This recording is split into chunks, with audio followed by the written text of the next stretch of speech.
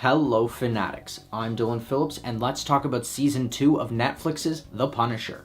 First we'll tell you our recap of the show, followed up by a review, and then we'll finish off with telling you if it's worth the watch. Created by Steve Lightfoot, The Punisher follows the story of a Marine veteran who becomes a vigilante after the murder of his family.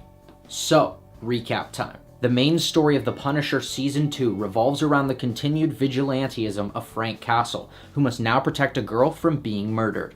After he saves her, Castle realizes she is being hunted by a mysterious man known as John Pilgrim. With the help of Curtis, Castle looks to track down Pilgrim's benefactor. Meanwhile, Billy awakes in a hospital ward experiencing nightmares of The Punisher. The first season of The Punisher was definitely one of my favorite seasons of last year.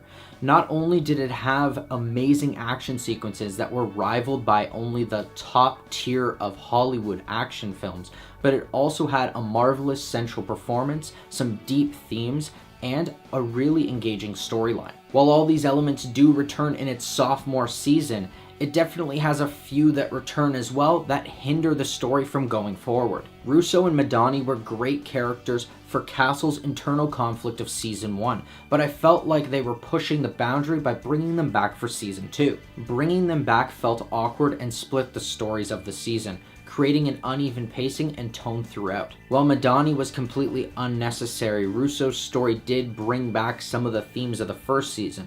Unfortunately, he's a villain that we're not supposed to see with any redeeming qualities, and yet these themes try to make him feel empathetic, so it just doesn't work. Thankfully, there are more additions to this season that help to drown out the minimal returns. The stories revolving around the new characters are entertaining, layered, and bring the same level of grit that we expect from this brutal world. The action sequences are on par with last season, proving that Netflix knows how to choreograph a fight scene. But this season, like the last, is propelled forward thanks to its cast. The new characters of Amy and John Pilgrim are intriguing, flawed, and help to round out the persona of Castle. Meanwhile, Curtis gets a lot more screen time, giving a deeper arc to his character. However, this show survives on the charisma and dark performance of Jon Bernthal. He is The Punisher. Case closed. So, with the thoughts heard, here's our final word. This season of The Punisher ends up being a mixed bag with aspects that fall on either side of the spectrum.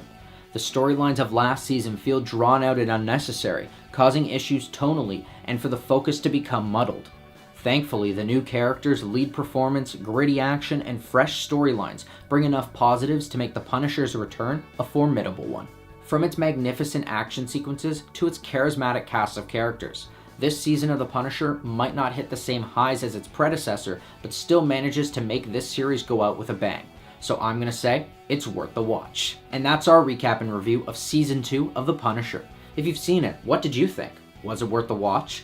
Let us know in the comments below. I'm Dylan Phillips, and thanks for watching.